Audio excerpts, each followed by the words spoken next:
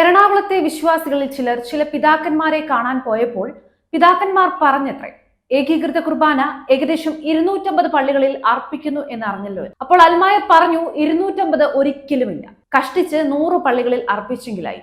ഈ കുർബാന അർപ്പിക്കാൻ വന്ന വിശ്വാസികൾ കുറവാണല്ലോ എന്നായി പിതാക്കന്മാർ. അതിന് മറുപടി എന്നോണം അവർ പറഞ്ഞത്, അസമയത്ത് കുർബാന വെച്ചാൽ, അതും ഷെഡ്യൂൾ കുർബാനകൾ കഴിഞ്ഞ് 11:30-ക്കും ഉച്ച കഴിഞ്ഞ് 12:30, 1:30, 4, വൈകിട്ട് 7:30, 8-നൊക്കെയല്ലേ അച്ഛന്മാർ ഏകീകൃത കുർബാന അർപ്പിച്ചത്, ആരൊക്കെയോ തോൽപ്പിക്കാൻ എന്ന പോലെ. സഭാധികാരികൾ അവരുടെ അധികാരം വേണ്ട സമയത്ത് ഉപയോഗിക്കേണ്ടവരാണ്. അത് ചെയ്യാതിരുന്നത് തന്നെയാണ് ഈ ആബൽസ് പ്രതിസന്ധിക്ക് കാരണം. അവർ ആരാധനാക്രമത്തിലോ അതിന്റെ നടപ്പിലാക്കലിലോ ഒരിക്കലും സമവായമുണ്ടാക്കാൻ പാടില്ലായിരുന്നു. അതും ഇല്ലാത്ത അധികാരം അനധികൃതമായി ദുരുപയോഗിച്ചുകൊണ്ട്. ഒരു കാര്യം കൂടി പിതാക്കന്മാരുടെ ശ്രദ്ധയിൽപ്പെടുത്തട്ടെ. സഭയുടെ ഔദ്യോഗിക ലെറ്റർപാഡിൽ അധികാരവും അർഹതയുമില്ലാത്തവർ ഒപ്പുവെക്കുന്നതിന്റെ പൊരുൾ ഒന്ന് വ്യക്തമാക്കാമോ? അങ്ങനെ പോലും ഉണ്ടാക്കിയ സമവായത്തിന്റെ ഉദ്ദേശം എന്തായിരുന്നു? ഏകീകൃത കുർബാനയ്ക്ക് വരുന്നവരുടെ തലയെണ്ണലായിരുന്നു, അല്ല എന്ന് ഉറക്കെ പറയാമോ പിതാക്കന്മാരെ? ഇനി നിങ്ങൾ പറഞ്ഞ പോലെ ബോധവൽക്കരണമാണെങ്കിൽ അത് ആർക്കാണ് ആവശ്യം? സഭയുടെ കൂടെ നിൽക്കുന്ന അൽമായർക്കോ അതോ വിമത വൈദികരാൽ തെറ്റിദ്ധരിക്കപ്പെട്ട അൽമായർക്കോ? എന്തുകൊണ്ട് സമവായ പിതാക്കന്മാർ ഏകീകൃത രീതിയിലുള്ള കുർബാന ഷെഡ്യൂൾഡ് ടൈമിൽ അർപ്പിക്കാൻ ആവശ്യപ്പെട്ടില്ല? ഏകീകൃത കുർബാന അതിനെപ്പറ്റി അറിവില്ലാത്ത വിശ്വാസികൾ പങ്കെടുക്കുമ്പോഴല്ലേ അവർക്ക് അതിന്റെ നന്മകൾ മനസ്സിലാവുള്ളൂ. അപ്പോൾ ഇതൊക്കെ ആർക്കോ വേണ്ടി എന്ന രീതിയിൽ ഉണ്ടാക്കിയ ഒരു സമവായമാണെന്ന് കരുതുകയാണ് നല്ലത്. ഇക്കഴിഞ്ഞ 21/7/2024 ഞായറാഴ്ചയോടെ ഈ സമവായം അമ്പേ പൊളിഞ്ഞു എന്നാണ് മനസ്സിലാക്കേണ്ടത്.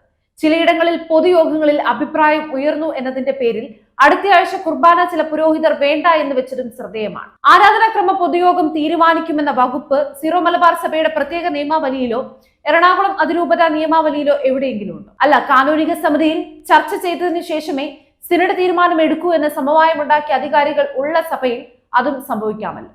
അതിന്റെ കാരണവും വ്യക്തമാണ്. ജൂലൈ 3-ന് ഏകീകൃത ബലി അർപ്പിക്കാത്ത ഏറെ വൈദികരുണ്ടെന്ന് നമുക്കറിയാം.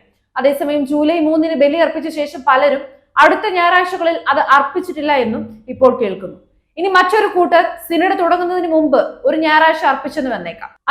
ഇതൊക്കെ ആർക്കോ വേണ്ടി ഏതോ വർക്ക്ഷീറ്റിൽ ടിക്കിടാൻ വേണ്ടിയുള്ള കേവല പരിപാടികൾ മാത്രമായിരുന്നു എന്ന് തന്നെ കരുതണം. അതാണ് അവസ്ഥയെങ്കിൽ ഈ സമവായം കൊണ്ട് ഉദ്ദേശിച്ചത് ഒന്നും നടന്നില്ല എന്ന് മനസ്സിലായില്ലേ? എന്ന് തന്നെയല്ല, ജൂൺ 9-ന്റെ സർക്കുലർ പുറത്തിറങ്ങിയ ശേഷം 150-ന് മേൽ വൈദികർ ഏകീകൃത ബലി അർപ്പിക്കാൻ തയ്യാറായിരുന്നു എന്ന് നമുക്കറിയാം.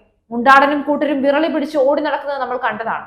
വിമതരുടെ കാലിനടിയിലെ മണ്ണ് ഒലിച്ചു പോയി തുടങ്ങിയപ്പോഴാണ് പഞ്ചഭൂതങ്ങളായ മെത്രാന്മാർ മാധ്യമങ്ങളുടെ മുമ്പിൽ അവതരിക്കുന്നത് നമ്മൾ കണ്ടത്. അവരുടെ കൂടെ കൂടിയ സഭാതലവനും അഡ്മിനിസ്ട്രേറ്ററും മറ്റൊരു മെത്രാപ്പോലിത്തയും സഭാ സിനഡിനെയും പരിശുദ്ധ മാർപ്പാപ്പയും സഭാമക്കളെയും ഇപ്പോൾ വഞ്ചിച്ച പോലെയാണ്. സിനഡിന്റെ തീരുമാനത്തെ നടപ്പിലാക്കാൻ മാത്രം ഉത്തരവാദിത്തമുള്ള മേജർ ആർച്ച് ബിഷപ്പ് തനിക്ക് നിലവിലില്ലാത്ത അധികാരം ഉണ്ടെന്ന് വെറുതെ ചിന്തിച്ചു.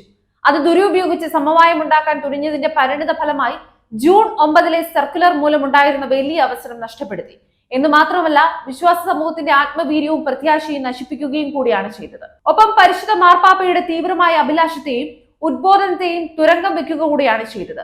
മാത്രമല്ല, സമൂഹ മധ്യത്തിൽ പരിശുദ്ധ സുനഹദോസിന്റെ പ്രതിച്ഛായയ്ക്ക് തന്നെ മങ്ങലേൽപ്പിച്ചു എന്നതാണ് വസ്തുത. കൃത്യമായും സഭയെ അനുസരിച്ചും തങ്ങളുടെ രൂപതകളെ ആത്മീയമായി നയിക്കുന്ന നല്ല പിതാക്കന്മാരെ പോലും അപഹാസ്യരാക്കിയ ഇവരുടെ വികല നടപടികൾ അടുത്ത സിനഡിൽ തീർച്ചയായും ചോദ്യം ചെയ്യപ്പെടേണ്ടതാണ്.